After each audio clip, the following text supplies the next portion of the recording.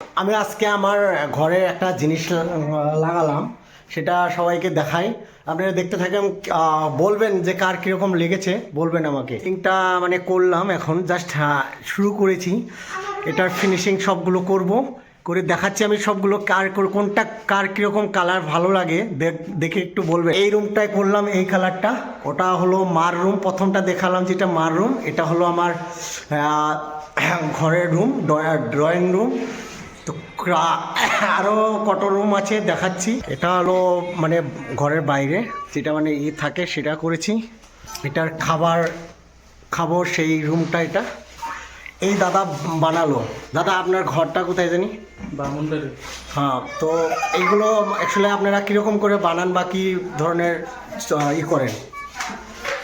আপনারা ঘরে নিজে যা বানিয়ে দিয়ে আসেন না? হ্যাঁ, নিজে যেয়ে বানিয়ে দিয়েছি। ঠিক আছে।